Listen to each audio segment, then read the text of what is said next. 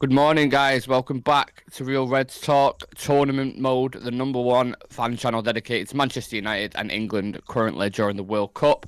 On today's show, we're going to be discussing how we would line up our England team for the group stage, what players we would take that haven't gone, who we think could potentially shine in the tournament, and what system would suit us best tactically, plus a little bit of topical news in regards to Ronaldo's contract being terminated. It is the weekend, so grab yourself a coffee. Relax, put your feet up, and yeah, if you'd like to subscribe to the channel and like the video, you're more than welcome to. As always, we have Sam alongside me. Are we excited for the World Cup, Sam? No, but I think we've been through that on the World Cup preview. Why I'm not excited and why the reasons I am. Yeah. I'm gonna try and just.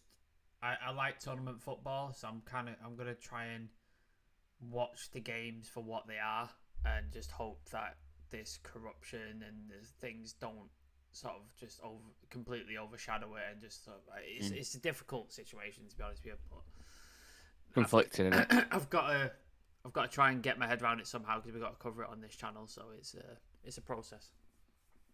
Yeah, I have a slight feeling Qatar and Ecuador tomorrow is going to be a Qatari win, like a 1-0 or a 2-0 win. Yeah, if you've got a bit of money to bet, I wouldn't put it past anyone to put it on 1-0 Qatari win. Goal in the second half, apparently. So Definitely. And then, of course, we have England and Iran on Monday, which obviously you can look forward to a little bit more, but it is at 1 o'clock. So a lot of people in the UK are going to be in work and not be able to watch it, which is another thing that's kind of like shit. But we will have our Iran preview later on. So we're going to preview that game with a couple of the other lads, which is going to be interesting. But for today, as I said, we're going to start with our starting 11. We'll pick a formation each. And then go through each position in the team together from keeper to striker and give our reason as to why we've chosen that specific player. So what formation would you like to go with, Sam? it's tough because of the players you have available. I can't play the system that I would want to play because we haven't taken certain players, so I can't play. I'd like to play with a back four, but we haven't got the players to do it. So I think we'd have to play a back three or a back five, depending on what you want to. Yeah. Can I pick at you on that? Do you mean like the likes of, say, let's say for if Tomori went, you'd be more? Yeah. Yeah. I'm with you. Because you've got Harry Maguire who can't play in a back two, doesn't work. He plays better in a back five or a back three. Kyle Walker, who if you're gonna play him at centre back, he plays better in a back three. Ben White, same thing. Eric Dyer plays in a back three, doesn't he, for Tottenham? So it's the players you have indicate the system that you're going to have to play, I think, because if you're going to try and then switch to a back four, all of a sudden, during a World Cup, it's a tricky business, and I don't. Yeah, you can't change your system within 4 days. We was discussing how they went on Tuesday, didn't they? They finished the game with Fulham on Sunday and then flew out there on Tuesday, so it's impossible to work on something like that. So I think Southgate isn't talented enough to switch systems or have multiple systems that he can switch to. Yeah, like Potter would, for example. Yeah, like Potter or Ten Hag, or you know what I mean. Like he doesn't have that tactical flexibility. He has one way of playing. It served him well so far, and I don't see him differing from it. So yeah, that's fair. So what would you go with? Is it more of a 3-4-1-2? Would you go with more like a 3-4-3? Have more what Chelsea do? You're probably looking at a back three with wing backs. So you've got Trippier and Shaw. I think they're probably going to be your wing backs. And then you've got your midfield of you holding, and then you're slightly more box to box, and then you'll have your front three of whoever you're going to select. Would you want wingers though, or would you want like two strikers and a 10 sat behind them? I think you could have three forwards, and then obviously they're gonna quite a lot of them are inverted forwards, so they don't have the width. So that's why you have the wing backs in Trippier and Shaw to bomb on and do that sort of work for you. I think that's how Gareth Southgate is going to set up. It's not how I would personally set up England, but I think that's. But would you have to, because obviously it is our personalised thing? Are you doing that because of the players? Because of the players that we've got at our disposal. If we take a different players, I'd set it up. I'd go through and go, this is how I would set it up. But Yeah. the players that are available, I have to change the way I want England to play because I don't have the players available. Because I can't just chuck somebody in and go, oh yeah, that'll work. And it's just like, well, it's not gonna work, is it? Absolutely. Right, we'll start with the goalkeeper then, Sam. I've gone with Jordan Pickford, go-to keeper, international football. Wouldn't want to upset that chemistry, especially with the thing that I was just touching on then, with they've had 4 days to kind of settle in and stuff like that. So I'd keep Pickford. So I think that decision is pretty straightforward, but you might disagree because the likes of Nick Pope's had a good season, hasn't Ramsdale's had a good season as well. he? Yeah, Arsenal. yeah, he's been alright. There's two questions here. Who's Southgate going to go with? He's going to go with Pickford. Who would you want to go with? That's what I want to would know. go with Ramsdale personally. I think he's the better goalkeeper. I think he's more commanding of his box. I think he's got a similar attitude to Pickford, as like the proper vocal and attitude and pushy. But I think Ramsdale's slightly better keeper. And I'm sorry, Alex, if you're watching. I know. Yeah. So I think I would go with Ramsdale personally, but I know Pickford's going to play. Like he's gonna and you'd have no qualms about it being, World Cup, probably his first. I know he's played for England before, I think, but it'd be his first big tournament as the number one goalkeeper. You don't think that'd affect him? You think he's got the personality to deal with that? You've seen him. He's proper. I don't like Arsenal. I don't hate him as much as Sevilla does, but I don't like Arsenal. You've seen him. He talks so much shit. He talks a lot of shit, and he's proper gets in players' faces and stuff. So I don't think he'd have a problem with handling the occasion.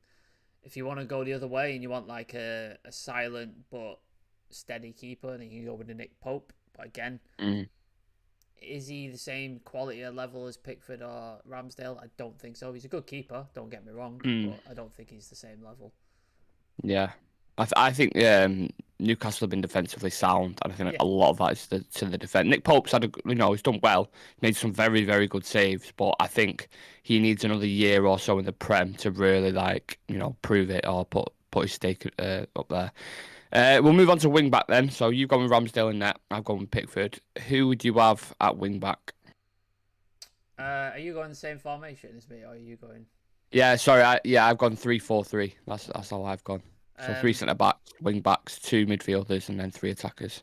Yeah, I think if Kyle Walker was 100% fit, I think he would get the nod. But I don't know what his fitness status is because he had surgery in October. So I don't know how fit he is. I don't know if he's ready to start games and stuff. So I'm thinking Trippier will get the nod. He's had a really good season at Newcastle. He's arguably one of their best players, along with Callum Wilson and Bruno Guimaraes. So I think he'll get the nod. And then Luke Shaw, I think, is on the other side because I think Gareth Southgate loves Luke Shaw. He's done well for him in previous tournaments. Got in the player of the tournament at the Euros, Roberto Carlos, etc. And he's had a bit of renaissance at United recently. He's done all right. Yeah. He's not at the level he was when he was Roberto, but he's done all right. And he's misplaced Malacia from the team. So I think you wing backs they picked themselves. I've seen Southgate before when he's put Saka at left wing back at times. So if you want a slightly more attacking threat, you could go that way. Kyle Walker obviously has the pace over someone like Trippier. But again, if he's just had groin surgery, do you want him to be absolutely blitzing in runs and sprints and stuff? You might have to save him for later in the tournament when you desperately need someone like that. Bring him off the bench as an option. So I think, for me, Trippier and Shaw would be my wing backs. Yeah, I agree with you on Shaw. I'll get onto Shaw in a second. Me personally, I would go with Trent at wing back just because I think offensively he's better than any wing back that we've got when he's going forward. And in a back five system, you haven't got to rely too much on what the crack is, what's going on behind you. And when you've got someone like Harry Kane in the box, who we know Trent's got a great deliverer, and you can deliver for him. Trippier has as well. And then Trippier's got delivery. I agree with that. But I think he's more defensively sound than Trent. But I think Trent's better offensively than Trippier. I think on the ball, I think he's better. It should be balanced though, shouldn't it? But if you're in a back five, Trent has been. You've got more of a winger. Trent has been so suspect going backwards, really bad. He's been terrible going backwards, and I find that worrying when we get into the late stages of the tournament. We have to play people like France, Spain. You know what I mean? if they're gonna look at if Trent's playing, they're gonna look at that right hand side and like, I can have them. I've seen him defend enough capabilities where you can put him in a back five. I don't think you'd have to worry about it. And then I'll get on some decisions with the other three centre backs, which will kind of you'll know what I'm saying when I go about that. But I think he's offensively he's better than any wing back that we've got. I think deliveries into the box are going to be important, especially when you're playing these low blocks. You're going to need the likes of Trent putting crosses in and set pieces as well. I know Kieran Trippier is good at them as well. And then if you've got Saka or you've got Foden on the right hand side who are naturally inverted wingers, he can offer that width then as well, like he does with Mo Salah on the right hand side with Liverpool. So my personal choice would be Trent. Because I think he's phenomenal going forward. Luke Shaw, as you kind of touched on a lot of it there. I know he doesn't have a great relationship with set players, the likes of Harry Maguire and stuff like that, but he will have a lot more license to bomb forward. And I think when he bombed forward against Italy in the final, he got his goal in there, scored a volley. Things like that, I want to see more from him, and he's got a great another one who's got a great cross as well. And I think he can actually play on the left side of the centre back. I've seen him play there for England, so he's good in both positions, and I think versatility would be a key in this tournament, definitely. He also loves playing for England, Shaw. He loves playing for England over United. Like his profile picture has been him in an England shirt for a long time, and I think he loves playing for England way more than he does playing for United. If all wing backs are fit, Sam, would you still go with Luke Shaw? So let's say Chilwell was fit. Let's say, I don't know. Let's say Sessegnon got into the team. Who has done well for Tottenham. He deserves a shout out because Sessegnon's been good. Would it still be Shaw? If it's Shaw or Chilwell, I'm going with Shaw. That'd be my choice. Right backs, I'll go with Reece James, but obviously he's not fit. Definitely, yeah. He would 100% be in my team, Reece James. All right, we'll start with the right centre back, then we'll do centre back, then left centre back. So who are you having at right centre back? It's tricky. It's tricky because Maguire favours the left hand side, doesn't it? Yeah. But that calamitous between him and Shaw, I don't like it. I don't like it. So I think it's the centre backs we've got available. Like Ben White is right sided. So he's playing right back for Arsenal, but he's a right-sided centre-back. So I'm tempted to go with that because he plays that position week in, week out anyway. And then Kyle Walker could do it, but again, is he fit? Is he not fit? I don't know. I don't know what his status is. And then you've got Eric Dyer, who he's done all right for Tottenham. I don't think he's pulled up just trees. A steady Eddie, innit? He hasn't pulled up trees yet. He's not been no Lissandro Martinez or Rafa Varane, has he? He's not been absolutely outstanding. He's done all right. And then who else have we got centre back wise? Stones, Maguire. Stones, he's been playing it. Has he been playing it right back for City recently? No, I think Akanji has been playing right back. I think. I'm sure he's come on though and played right back. He might have done. I'm not sure, but I won't play him. I won't play John Stones at right back. No, I'm not putting him at right back. So I think. But you're saying leaning more towards the right side? Is that what you're saying? I think my two other ones. I think it's going to be. I think Stones, Maguire, and then I'm struggling on the right side who I put there. Tell me who yours are, and then I'll have a think about who I want to. Well, I've gone with Kyle Walker in that right centre back, just because I think recovery pace is absolutely vital, which we saw in the Euros. See it many a times where someone like Germany got a transition, or any other team are on the counter attack, and he was the guy who got back and put that interception in because he's super quick. And apart from Harry Kane, for me personally, Kyle Walker is the most vital player in that team. Though? I think. Is he fit? Well, he's going, so I'm just going off the players that are going, and I would put Kyle Walker in that. He might not play the first couple of games against Iran and USA, but he'll still play a significant part in this tournament. Mane was going up until yesterday, and he was injured. Now they've decided. But that's because he's got to have surgery. Kyle Walker's already had surgery, and he's recovering from it. It's a risk. Well, you're more than happy to throw Ben White in there if you want. I don't want to put Ben White in there.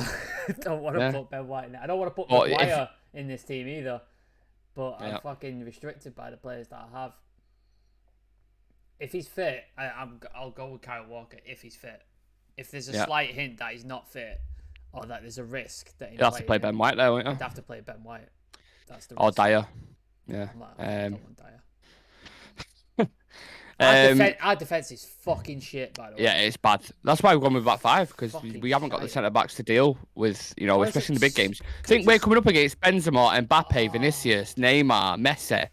Like we haven't got the centre backs to deal with that. Why didn't we take Any of them? Why didn't we take Tomori for the love of I have God? no idea. No idea about that. Who's our main centre back then? Who's the anchor in this defence? I think Would you say? it's gonna if Kyle Walker's fit, it'll be him. If he's not fit, then you're gonna have to rely on Maguire, aren't you? So you put Maguire centrally. Yeah. I Okay. put Maguire essentially, Stones to the left of him, and then Walker on the right. That's how I would do it. Okay. I've gone with Stones in the middle. I actually really rate John Stones. I think he goes unnoticed. He's one of them players who He's a good doesn't player. he doesn't talk a lot, but he's done very well for City, and I think he's got good chemistry with Kyle Walker as well. So being next to him, having Walker on the right hand side, which he kind of does for City anyway. I I think think if you keep Maguire as the one who has to sit back, the central one, he's not going to go forward.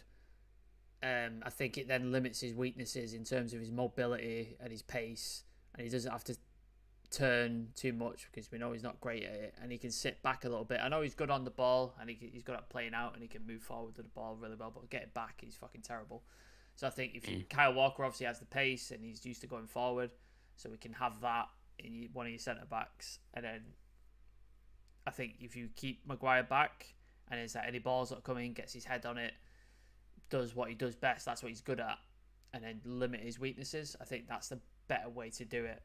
Because he's had a attacking the ball rather than being a sweeper, you think? So aerially. But I think with any of the back three, I think they can all play really. Like John Stones can play, can't he? Yeah. Maguire can play. So if any of them want to team, step out and play, then the other one sits back. I think you can have that fluidity if you need to. You have to be able to play ball in a pep team. Like you can't be in a pep team and not be able to. Absolutely. Put on the ball. So left centre back, you've gone with John Stones there, yeah? Yeah. But I'm not married to it. Like you could switch. You could put him in the center. Like it's fine. But for me personally, I'd go with put him on the left hand side. Yeah. I put Maguire there because he's used to that with United. I know he obviously hasn't been playing recently, and I know he has a bad relationship with Luke Shaw, but they're still teammates at the end of the day. And I think this guy who we just suggested there, who's got great aerial ability, and I think against the likes of Iran, who are probably just going to use set pieces and long ball and all that kind of shit, you're going to need someone like Maguire aerially, because if you look at the other centre backs, they're not amazing in the air. Like John Stones, Kyle Walker, if he plays there, aren't known for their aerial ability, whereas Harry Maguire at the back is obviously known for that. He wins quite a lot of his duels. So my back line is Trent, Walker, Stones, Maguire, Shaw. You've got Trippier, Walker or Ben White, depending on Walker's finger. I'll just say Walker. Just say Walker because if he's fit, it's a better back line. Yeah. And then you've gone Maguire central, Stones left centre back, and then Luke Shaw left back. Yeah. Yeah. Okay. Midfield, I think this will be pretty straightforward. I might be wrong, but I'll go with my first choice. I've gone for Declan Rice, the natural defensive anchor. I think he'll grow in this tournament even more, bring more and more leadership skills. He had a good Euros as well, I thought, and does a lot of the work, Sam, that goes unnoticed. Yeah. So I would go with Declan Rice. I think he's a shoo-in. Yeah, in the midfield. He has to start. He's your number one choice in that midfield, no doubt. Yeah, absolutely. Alongside him, I'll let you go first on this. Who would you put alongside him? It's not a question, is it? It's Jude Bellingham. Has to be. The guy is absolutely. an absolute phenom. It's fantastic on the ball. Great passing range. He likes to get forward as well, which makes a change from the old system that we had, where we had Calvin Phillips and Declan Rice sitting the entire time. And I just think that's not helpful, especially against teams, like you said, with a low block. When you've got two sitting midfielders, it's like, what's the point? We're just causing ourselves more issues. So I think Jude Bellingham has to play next to Declan Rice. I think that has to be your midfield option. Yeah, generational talent in there, just getting better and better every single game. See the way Pep talks about him in the Champions League. This guy, the guy's only 19 and he's grabbing games by the scruff of the neck. Yeah. Could be captain. Honestly, he could be a captain. Yeah, it could be definitely. And he's definitely good enough to start now, and I think this could be his tournament breakout if he he's already worth about 150 million. Imagine if he has a great World Cup and he gets to the final. Everyone's going to be talking about his him. price in the summer is just going to be utter insanity, isn't it? If he has a good unaffordable, basically. Yeah. So Bellingham and Rice are in our midfield. Both of our teams. Right wing, I think the attack is the one where it'd be a little bit more debatable. I'm interested to see you gone with on the right hand side. I think he's gonna. It's a tricky thing, like, because No, but it's who you go with. Like, because obviously, like I like players like Foden, I like Saka, I like Rashford, but traditionally they haven't started. Well, Saka has. But they traditionally haven't started in England teams. They've been bench options. So Foden's come off the bench, Grealish come off the bench, Rashford's come off the bench. Normally it's been Sterling, Kane, and like he tends to change it up, doesn't he? Really on that. Yeah, it is Saka quite a lot on the right hand side. I'd say. I do like Saka. I really do. I think Saka is a good player. He's a good player. Like, I think he's got bags of talent. I think he works hard for the team, etc. Southgate loves that, doesn't he? That's why he picks like some Mason Mount and these guys, because they work hard off the ball. Yeah, so I get why he plays the right hand side. It's fucking tough, man. Like, because it is, isn't it? I don't want to put Rashford out there but I want to get Rashford in the team, but I can't. You can't play him on the right. I can't play him on the right because he's terrible on the right. But I want to get him in the team. But then on the left, there's too many good options. Like, you could play Foden on the left. And I think he's a better player than Rashford, personally. I think Rashford. Oh yeah, Foden's 100%. A better player. So yeah. Fucking hell, the right hand side. Can I do the other side and the striker, and then I'll go back to the right hand side? I'll do my right hand side. We'll do the attackers. It doesn't have to be in order. We can do striker or whatever. I'll go with the right hand side. I've gone with Phil Foden on the right. Again, I hate it because he's a City player, but you cannot deny this guy's talent. He's quick, technically very good, can create, score.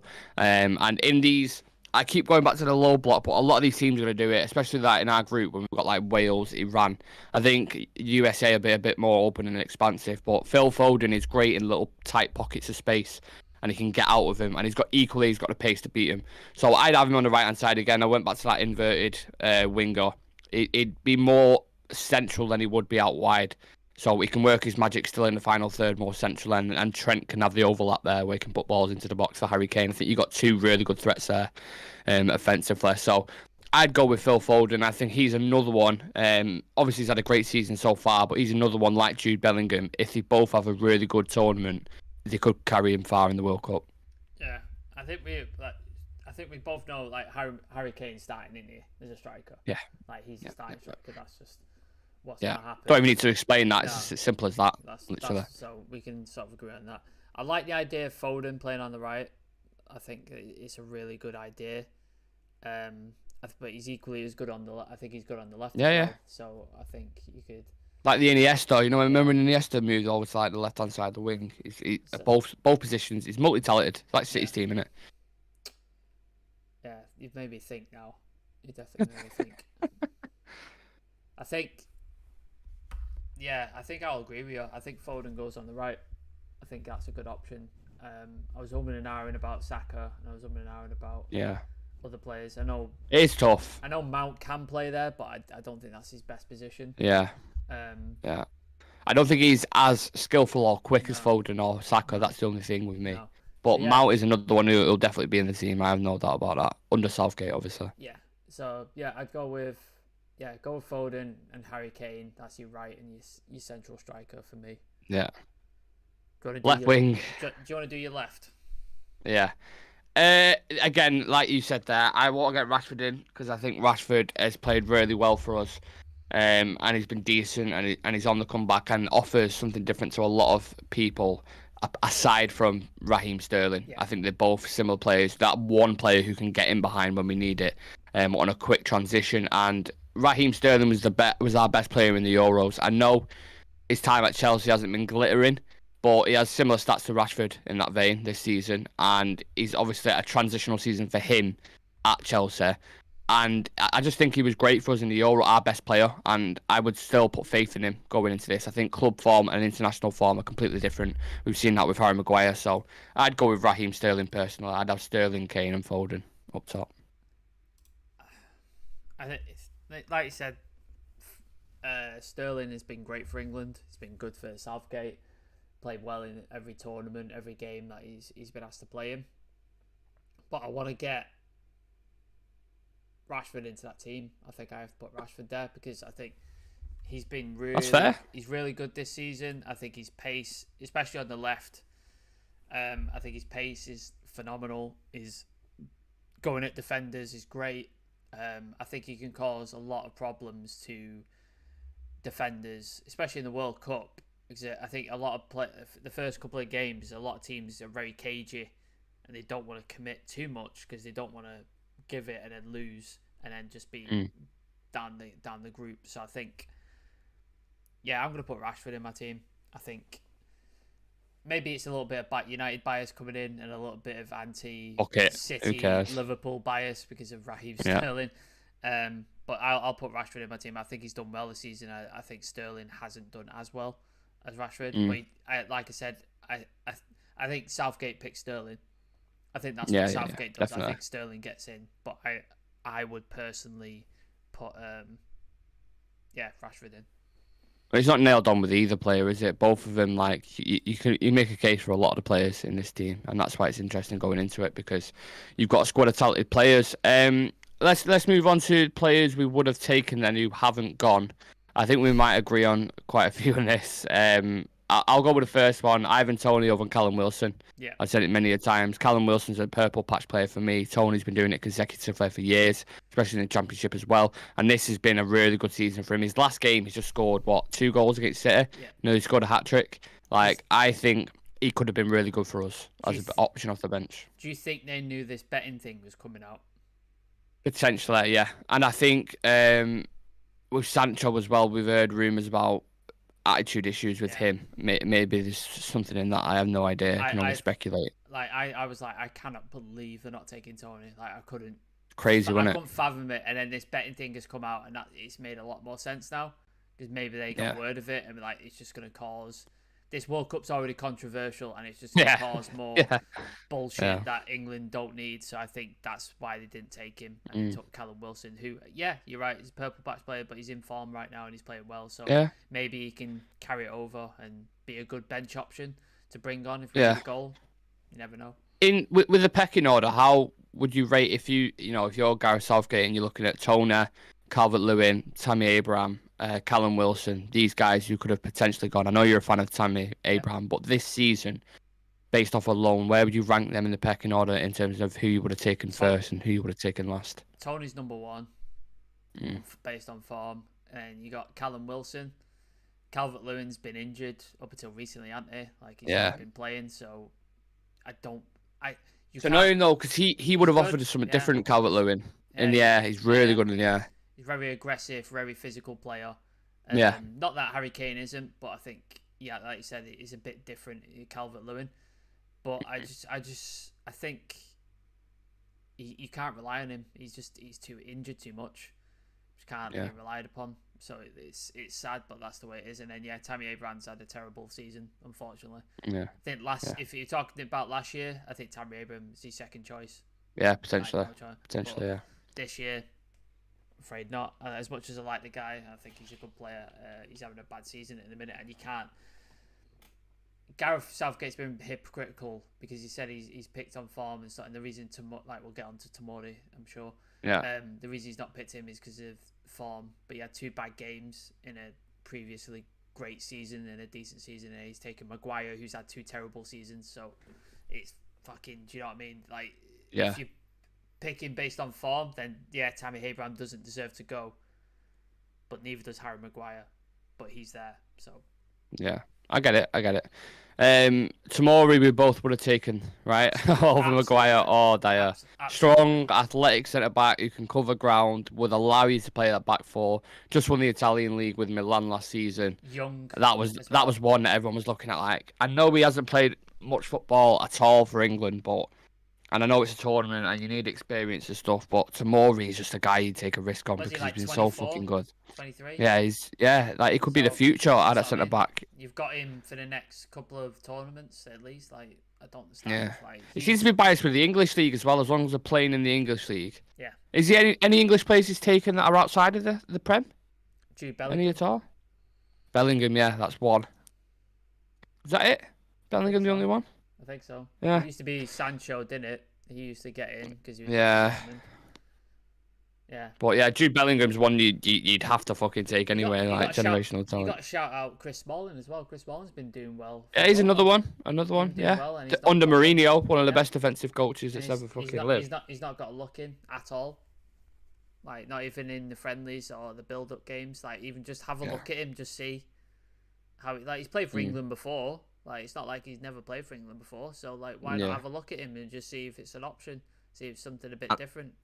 Like, And I've seen other ones mentioned, like the likes of Ward-Prowse and guys like this, who I think they have really good individual qualities, but as an all-rounder, I don't see him getting into the team over someone like Bellingham or Rice or these guys. But you always have ones where people are like, why don't you take this guy? Why don't you take this guy? Ward-Prowse is great at set pieces. A lot of Gareth Southgate's focus from where we get our goals is from set pieces as well. So it makes sense. I get people's criticising that, but I wouldn't have taken Ward-Prowse. I don't know about you, Sam. no, like you said, he offers good stuff on free kicks and corners, like set pieces. But beyond that, I don't think he's any better than the midfielders we've currently got. Like, in terms of on the ball ability and what he offers outside of the set pieces. So I understand why he's not picked him. Yeah. There's a couple of questionable midfield picks. Gallagher, Henderson. I don't understand those. Like, I don't think Henderson's going to play a lot. I think he's there as like a leadership type thing.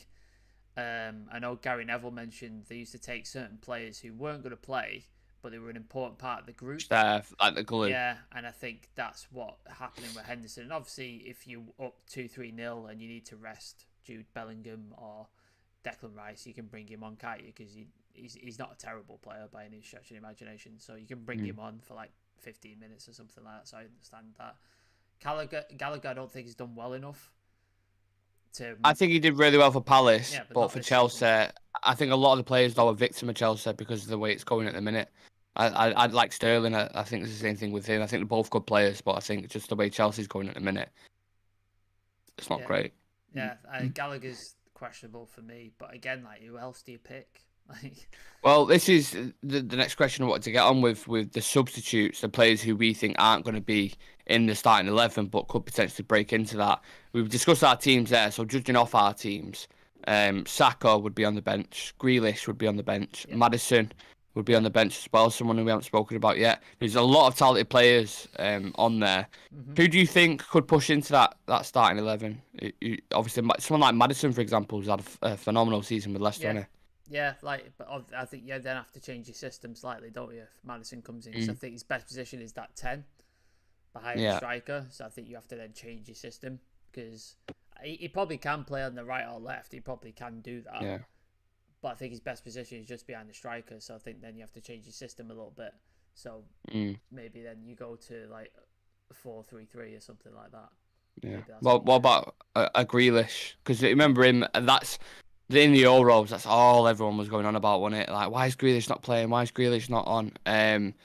How do you see his tournament shaping up? Do you think? I think it's going to be a similar thing. Substitute, impact, bring him on to sort of break it up, create something, get fouls, get free kicks, provide that bit of spark and something like that. And I think in my team, obviously, Saka's not playing. Foden is instead. But I think Saka probably plays in Southgate's team, as does Sterling. So then Foden and Rashford are your bench options to come on. Which is crazy, isn't it? Foden on the bench as well. I think that's what's going to happen. I think Foden doesn't start many games at this World Cup, which is shocking for me personally. But I think that's the way it goes. I think Southgate prefers Saka and Sterling. Who will shine? Whose tournament is it going to be, Sam? Going to this. You look at that squad. Individual players. Yeah. Jude Bellingham probably stand out. I think this could be his tournament. I think he's going to start pretty much every game, barring injury. Yeah. So I think it could be his tournament. And then Harry Kane could well get the golden boot. He could well score. Think so. Shot goals. I think He's favourite, to get Is golden he? boot. No. I think so. Him and can't remember who else. Mbappe, maybe. Yeah. I think it was. There's a lot of contenders. Neymar, Mbappe, Messi, Kane. Like if Ronaldo decides to show up, possibly. Like there's a lot of contenders, but Harry Kane he's good at one thing and he can score goals. That's what he does. It's what the guy has always done. It's what he always will do, and he's what he's good at. So I wouldn't put it past him. But I think this tournament's set for Jude Bellingham. I think this is his moment, as it were. Yeah, I agree. Equally, I think Foden and Bellingham, both of them, could really light this tournament up. And at the risk of repeating myself, I think if both of them have a really good tournament, we go far in the World Cup. That's how good they are. You see players at this age announce themselves: Wayne Rooney, Michael Owen, even Gary Lineker in '86 was. I think he was like 26 years old, but I think he won the Golden Boot in that tournament. These kind of guys, they're just generational talents, light tournaments up, and I think that's going to be interesting to see. I feel weird in this because England going into it in the qualifiers have been horrendous. The form has been absolutely shit, and it's been question marks over Southgate. So whether that just goes completely out the window and it's just tournament form, I have no idea. But I don't know if that worries you at all. We used to do the opposite though, didn't we? We used to absolutely smash qualifying, go unbeaten, beat every single team, 100% record, and then we go into the tournament and shit the bed. Yeah. That's what used to happen. We'd go in tournament, have really 3 mediocre group games, just squeeze through, and then get into the last 16 and get knocked out. That used to be the pattern of England games every fucking year. It's only up recently that we've changed that, and we've obviously we won on penalties for the first time in God knows how long against Colombia. Got to a semi-final, got knocked out by Croatia, and then got to a final in Euros and lost on penalties to Italy. So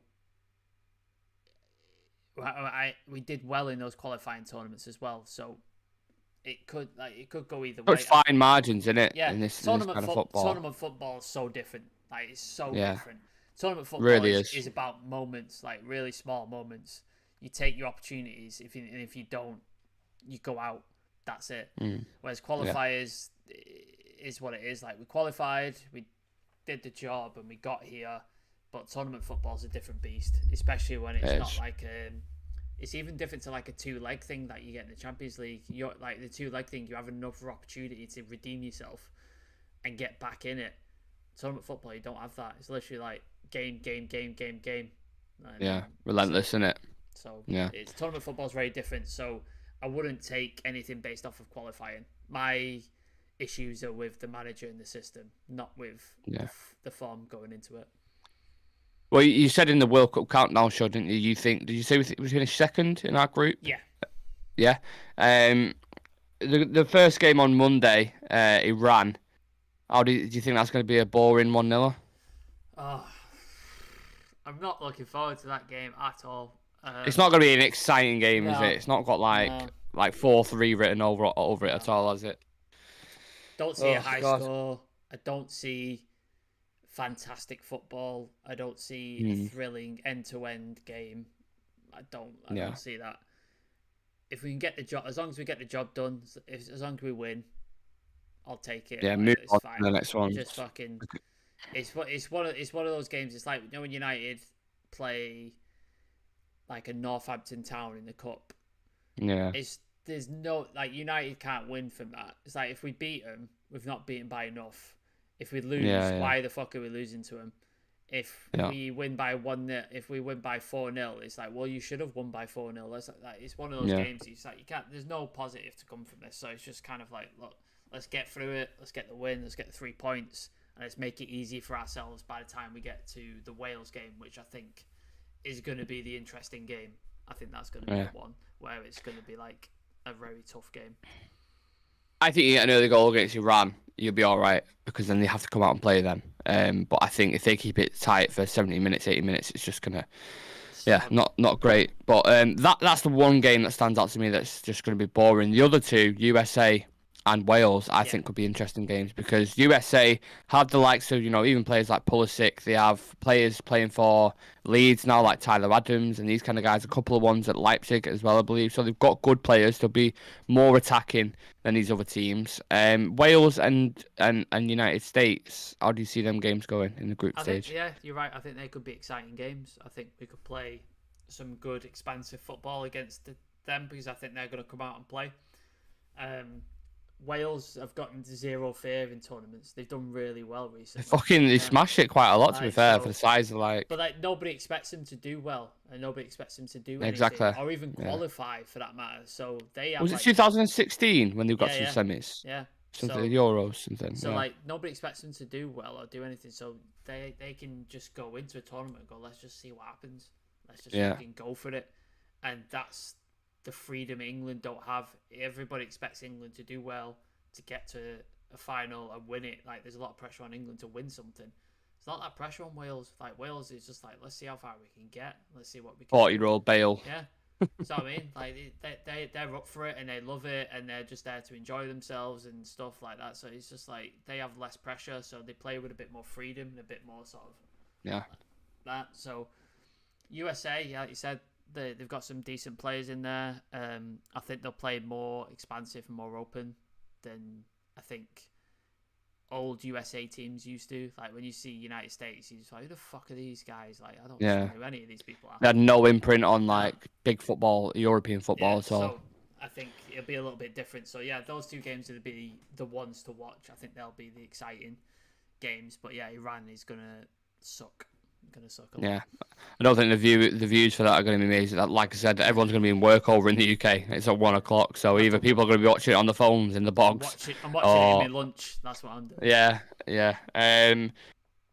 So that's our England squads announced. I think we've gone through every detail with a fine tooth comb again. I want to discuss the news that broke. I don't know if it was yesterday. You might know this better than me, Sam, because you obviously do the news stories on the Instagram. Ronaldo's contract termination. Another day, another Ronaldo segment. A lot of reports coming out about this, Sam. Ronaldo's no longer welcome at Carrington. That's from Hurst Class. Conversations between United and Ronaldo's representatives have begun in regards to the end of his time at the club. They may be suing him for breaching his contracts. Not entirely sure on the details in that. And sources say as well, seeking to terminate contract's current deal, are looking at potentially suing Ronaldo for breach contract. Yeah, I've just read that out. Sorry. But yeah, it's sad that it's come to this. I didn't think United would act this quick. Personally, I thought it might be dealt with. I don't know, maybe as the World Cup was finishing. But I'm interested to know your thoughts on this, Sam. On the termination. If United wanted to be petty, announce it when it's like a Portugal-Argentina final. That'd be so great. It wouldn't be great, but it would be great at the same time because it, like the final, as he gets to the final, his contract's been terminated, and they take all the shine off him, and do what he did to us, basically. If you want to be petty, that's the way to do it. I love that. But I think United just want to move on as quickly as possible and just get it done. So obviously they've waited for the interview to come out, and then they've made their moves swiftly and just gone, right, legally, how can we fire him? Can we terminate the contract? Does he have any claim to any money? Blah blah blah. So I think they've done their due diligence and gone, right, we can do this, and now they're putting the wheels in motion. And it'll in the next couple of days it'll probably happen. They'll probably announce that he's been released from his contract, and that they'll be making no further statement. Something came out today. I did post it today. If Cristiano Ronaldo does not accept a clean exit from Man United without a payout, then all options are on the table. Heavy work has gone into assessing legal avenues. The club have done due diligence. They could sue for breach contract. So that's the last thing I want. Let's not have a prolonged legal battle. Fucking suing him. No. I don't need that shit. I don't want to be posting any more Ronaldo stories. It's getting like the De Jong thing in it over the summer. Just fucking don't sue him. Like, just fucking release him from his contract. Move on. Go get another striker, and let's just move on with the fucking thing. Because 95% of United fans are with Ten Hag and are with the club in that he can't come back. Like, he's done. He's finished. and find a way to if we can legally get out of it without paying him fuck all, that'd be sweet. I'm all over that. Yeah. Like, Well, if they remove his wages, even if it's 6 months' wages, it's like over 10 million quid Yeah. for half a season. Yeah. So do we? Again, I've asked you this question numerous times. Do we get a stop-gap striker, or maybe a loan until the end of the season, or do we get a Gakpo who can go do a job there? I don't want any more stopgap strikers at United. I don't. I don't. Well, we need might be forced to do it. Is my point because they won't spend a lot of money. I don't need a Cavani. I don't want an Igalo. Oh. I don't want a fucking Zlatan. I don't want. Yeah, fit Cavani. I'd take him all day. I'll take 28-year-old Cavani. Fine. Yeah, all day. 34-year-old Cavani who decides if and when he's fit. Apparently. Yeah. But will fly halfway around the planet to play for Uruguay. And he's all right with that. So I don't want any more stopgap. I think. There's a bit. I know Goldbridge was live. He was talking about the Gakpo situation that PSV want to cash in on Gakpo in January. So if they want to cash in, we need a striker. Please go get him. He could have a phenomenal tournament as well. Yeah, could have a really good tournament. He's got the same agent as Ten Hag. Ten Hag knows him. He's played against him. He knows everything about him. I think he knows how he would integrate him into the squad, and then he can also play on the wing as well.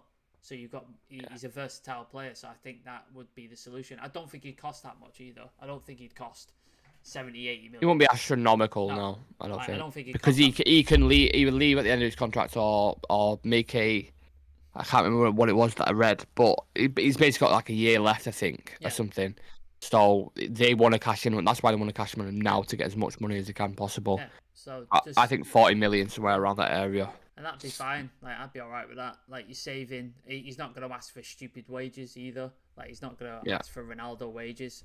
So you're saving money on that, and it's not going to cost you that much. And again, it buys the Glazers time from the fans. It appeases the fans because you've brought a striker in. Yeah. So we might it might push us into top four. You never know. And then you're in the Champions League. You're earning Champions League money, which the Glazers love. They loved when United finished top four and getting. The unity will be better as well in the dressing room because he's not there. We can attract more players because we're playing in the Champions League. So it's all beneficial for the club, for the Glazers, fans, and players. So I don't see why you wouldn't do it. But whether the Glazers do it, I don't have a lot of faith in that. But we'll see. No, don't think any of us have any faith in Glazers. Is Ronaldo getting what he deserves here? Yeah. You can't speak shit about your manager and your players. But any line of work, innit? Even if I went into my job now and went into the fucking, the boardroom, whatever, it was like, he's a knob. He doesn't do this. He don't do that. It's in a bit. Especially if the manager has not done anything wrong in the situation either. Like, if the manager's been decent to you and treated you with respect and then he was chucking his teammates under the bus and young players under the bus as well. So it's just like, I don't know. I think this was his plan all along. I think he wanted to be released from his contract. I think this was his plan. He wanted out, and there was no way out because obviously the clubs weren't coming in for him, despite what he said on Piers Morgan. Nobody came in for him because he would have gone if they did. Yeah. So I think he wanted to find a way out, and maybe his PR team were like, well, maybe if we do like a set fire to the building while we're in it interview, maybe they have to push you out. So I think he got what he wanted in the end, really. How do you think the fans will view him after it as well? Because at the minute, it's obviously pandemonium. Is that the right word? I don't know what the right word is, but it's very hot and it's very flamey. You don't want to go near it at the minute. There's a lot of tension between Ronaldo and United. How do you think after give it 6 months, a year's time? How do you think they'll reflect on it, or how will you reflect on it? I think it'll take a couple more years than that. I think was it Andy Mitten? He said on a United podcast, he was like, he knows several players who've said shit at the end of their time at a club, and then 5-10 years later they've gone, yeah, I was a bit of a dickhead there. I shouldn't have said that, and I reacted to. Apart from Roy Keane being the only one who hasn't still stand to this day. Roy Keane's still waiting for an apology from Sir Alex. Yeah, so, yeah. It's what it is. So I think in a couple of years, Ronaldo might look back on this and go, probably shouldn't have done that. Probably should have handled this a different way. I hope so. And I think fans are really forgiving with players, unless you go to like Liverpool or something. Obviously, that's a bit different. But I think fans are very forgiving. Paul Ince. Yeah, like some people still see Schmeichel in a favourable light, and he did a fucking cartwheel when he played for City in front of the United end, which I'll never forgive him for. But fans are forgiving. Time heals most wounds, so I think in a few years, I think 6 months a year, it still might be a bit fresh and a bit raw, but I think in a couple of years, I think most fans will still be chanting Viva Ronaldo and what have you. For me, it's tainted it a little bit. I kind of just forget about this part of the United career. I want to remember the. But what about the 16-year-olds, or let's say the 14-year-olds, whatever, who have only grew up knowing this era of Cristiano? They didn't know the 2008, 2009 kind of era. It's interesting to see what their thoughts would be on it as United fans. The one good thing is Ronaldo FC can fuck off as well. Like they can absolutely fuck off. I'm just sick. It's a good job Twitter is burning to the fucking ground at the minute, because the amount of Ronaldo FC people on there is just insane. Just what's going on with that Twitter?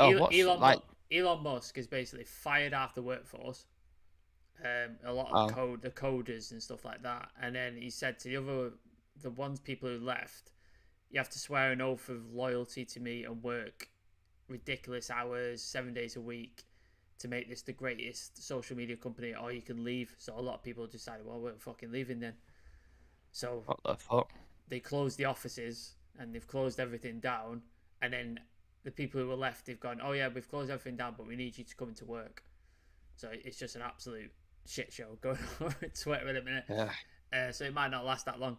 But yeah, the Ronaldo FC are all over it. People defending him, saying Ten Hag's disrespecting him and the club's disrespecting him, blah, blah, blah. And I saw somebody, I won't name the guy, but you know exactly what I'm talking about. I saw somebody comparing it to a certain player who's on bail at the minute for United, and saying, oh, this guy does this and he's still got a contract, and they're releasing Ronaldo. And you're just like, these people are mentally ill.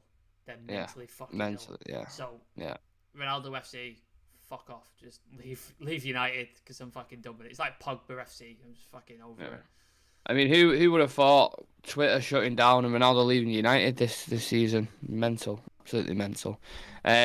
That is all, folks, for the show today. Obviously, we discussed our England lineup. Let us know in the comments section who you would have in your starting England 11 for the tournament. Let us know what you think about the contract termination of Cristiano. We're in the early stages of doing it now. Can't wait for those comments. Jesus. Yeah.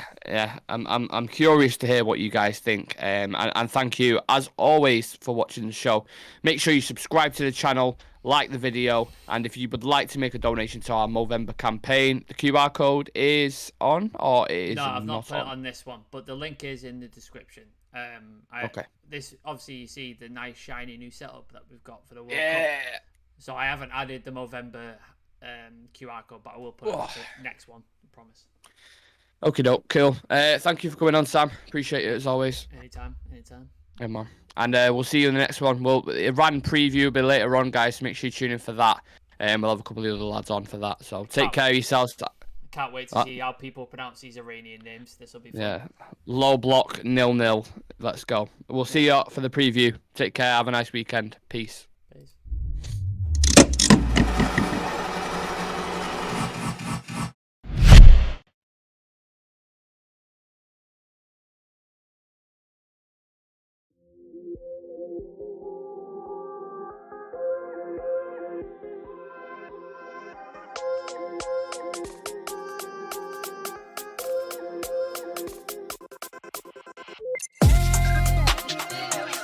What?